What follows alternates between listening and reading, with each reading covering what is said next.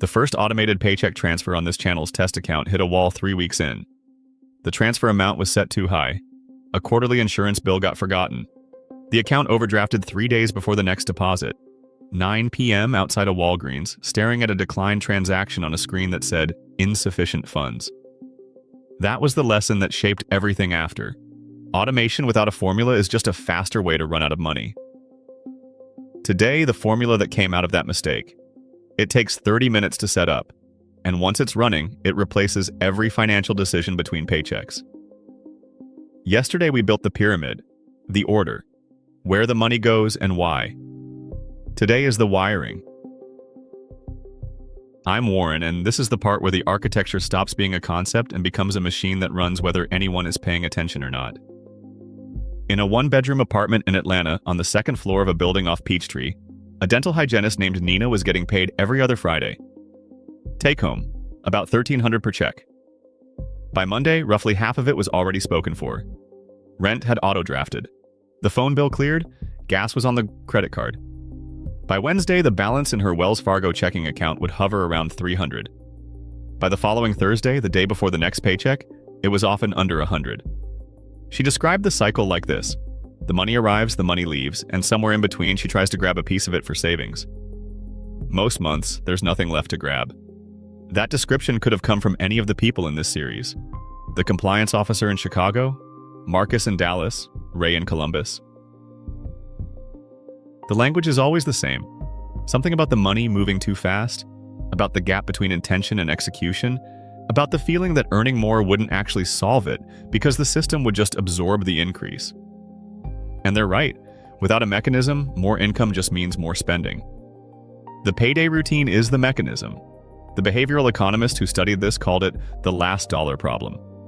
The dollar that's supposed to be saved is also the dollar that's most exposed to being spent, because it sits in the same account as everything else and has no label on it.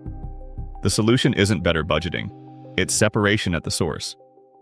The fix is mechanical, not motivational, and it takes exactly 3 components. Component 1, the formula. Before automating anything, the split has to be defined. The most common framework is 50, 30, 20. 50% of take-home goes to needs: rent, utilities, insurance, groceries, transportation. 30% goes to wants: dining, entertainment, subscriptions, clothing. 20% goes to the building side: savings, debt payoff, investing. For Nina, on $1,300 per check, that's roughly $650 to needs, $390 to wants, and $260 to building. Those numbers felt tight to her. She told me the 30% for wants seemed high and the 20% for building seemed impossible. I told her to start with 15% and work up. The exact percentage matters less than the mechanism. A 15% automated split that runs every 2 weeks beats a 20% intention that never executes. Component 2, the split deposit. This is the part most people don't know exists, and it's the single most important piece of financial infrastructure available to anyone with a job that pays via direct deposit. Nearly every employer's payroll system allows an employee to split a direct deposit into multiple accounts. Not one account that the person then manually divides. Multiple accounts, each receiving a predetermined amount before the money ever touches the checking account. Nina's HR department at the dental office used ADP for payroll. She logged into ADP on a Thursday evening from her apartment, navigated to the direct deposit section, and set up 3 destinations. Destination 1, $650 to her Wells Fargo checking for bills and spending. Destination 2, $200 to her Marcus High Yield Savings for the emergency fund. Destination 3, the remainder, roughly $450, to her Ally checking, which she'd linked to her Fidelity Roth IRA. The whole setup took about 12 minutes. And here's what happened in those 12 minutes that matters more than any number. The fundamental relationship between Nina and her paycheck changed. Before the split, her paycheck was one number in one account, and every dollar in that account competed with every other dollar for attention. Rent competed with savings, groceries competed with investing, entertainment competed with the emergency fund. After the split, there was no competition. Each dollar had an address before it arrived. The checking account contained only what was available for spending. The savings account contained only the emergency fund. The Ally account contained only the building money. No negotiation, no willpower, No guilt about spending what's in checking because the building side was already handled at the source. This is the same principle from every video in this series. The surgeon's automated transfer, Marcus's fidelity contribution. Jess's subscription audit freeing up the gap, Ray's 401k enrollment. The mechanism is always the same. Move the money before the brain registers it as available. Split deposit is the most powerful version of this mechanism because it happens at the payroll level, before the checking account even receives the funds. Component 3. The automatic transfer chain. The split deposit sends money to the right accounts. The transfer chain sends money from those accounts to the right destinations within those accounts. Nina's Marcus savings held her emergency fund. No transfer needed, it just accumulated. Her Ally checking, the account receiving the remainder, had an automatic transfer set to the first of each month. $200 to her Fidelity Roth IRA invested in FSKAX. The rest sat in Ally as a buffer for irregular expenses, things like car maintenance, clothing, and gifts, that don't happen every paycheck but happen every quarter. The chain works like plumbing. Paycheck splits at the source. Each stream flows to a designated tank. From each tank, smaller pipes carry the water to its final destination. Once the pipes are connected, they don't need adjustment. They just run.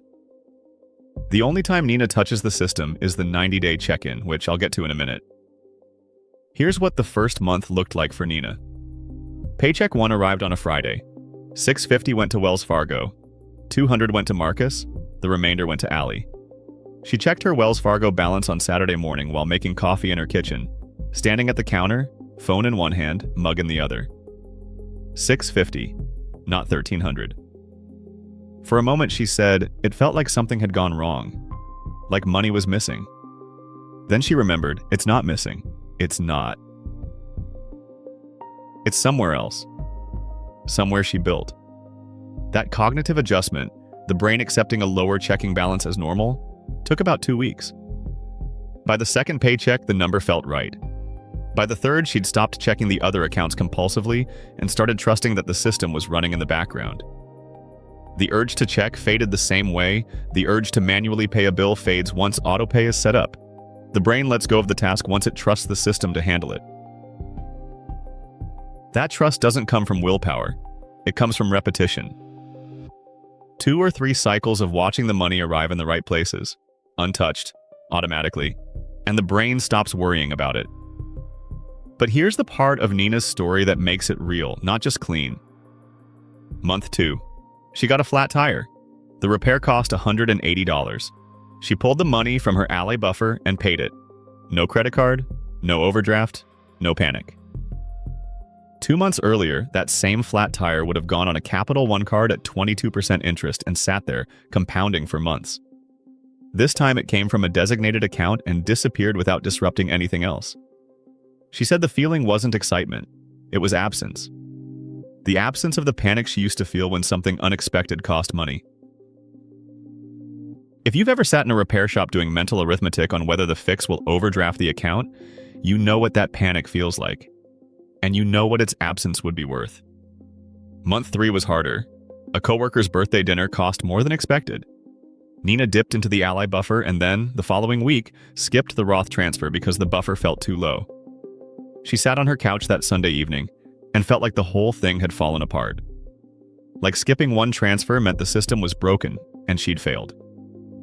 This is the part that matters most because it's the part where most people quit. The system didn't break. She used the buffer for exactly what it's designed for, and she made a judgment call on the Roth transfer that was reasonable given the balance. The system includes flexibility on purpose. The buffer exists to absorb shocks. Skipping one transfer isn't failure, stopping the system entirely is failure. She resumed the transfer the following month. The Roth balance barely noticed the gap, and the lesson she took from it was the same lesson every person who follows this routine eventually learns. The system survives interruptions. What it doesn't survive is abandonment. A flat tire is a bump. Turning off the transfers is a decision to go back to the default. Those are different things. The 90-day check-in is the only manual step in the entire routine, and it takes about 15 minutes. Every 3 months, pull up all 3 accounts. Check whether the emergency fund has reached the target, 1 month of expenses as a minimum, 3 months as the goal. Check whether the Roth contributions are on pace. Check whether the ally buffer is recovering after any irregular expenses. And ask one question. Can the building percentage go up by 1 or 2 points? Nina started at 15%. At the 90-day mark, she moved to 17. At 6 months, 19. The increases were small enough that she didn't feel them, but large enough that over a year her building rate nearly doubled. If you run this check-in on the same day every quarter, the whole process takes less time than an oil change. And it's worth more than most raises. Here's why this routine works when budgets don't. A budget is a plan. A routine is a system. A plan requires daily decisions. A system requires one decision, made once, and then it runs. Every budget study in behavioral economics shows the same pattern. People follow budgets for about 6 to 8 weeks before abandoning them. Not because they lack discipline, because decision fatigue erodes compliance over time. Every purchase becomes a negotiation. Is this in the budget? Can this be afforded? Should money move from one category to another? That negotiation happens dozens of times a day, and eventually the brain gives up and defaults to spending. The person feels like a failure. The budget gets blamed. But the budget was never the problem. The problem was asking a human brain to make 40 financial micro-decisions a day and expecting perfect compliance every single time. The payday routine eliminates that negotiation entirely. The money is split before it arrives. The transfers happen before the brain engages. The checking account contains only what's available for bills and discretionary spending, and whatever's in there is safe to spend without guilt, because the building side has already been handled at the source. There's no tracking app, no spreadsheet to update, no category to check. The architecture runs in the background while the person lives in the foreground, and that's the part that makes it sustainable. It doesn't require ongoing attention. It requires one evening of setup and then one check-in every 90 days. Everything in between is automatic. Nina at 6 months, emergency fund, $1,200, growing by $200 every 2 weeks, on pace to hit 3 months of expenses within a year. Roth IRA, $1,600, all in FSKAX, compounding quietly. Buffer. Functioning, absorbing shocks without touching the credit card. Total building rate, 19% of gross income. On $41,000 a year, she didn't get a promotion. Didn't cut anything she cared about. She separated the money at the source and let the system do what systems do. The routine that Nina built on a Thursday evening in her apartment off Peachtree is the same routine from the opening of this video, the one that failed at the Walgreens parking lot when the formula was missing. The version that works, the version Nina runs, has the formula built in. Split at the source, automatic transfers, a buffer for the unpredictable, and a check-in every 90 days. The mechanism was always available. The formula is what made it work. If you haven't automated your paycheck yet, here's the sequence. Log into the payroll system tonight. Set up the split deposit with 3 destinations: bills, buffer, building. Set one automatic transfer from the buffer to your Roth IRA or brokerage account. Start at 15% for the building side, run the 90-day check-in, and then stop thinking about it. The system doesn't need attention, it needs setup. 30 minutes of setup buys 30 years of compounding. If you don't set this up in the next 2 weeks, every paycheck between now and retirement follows the default.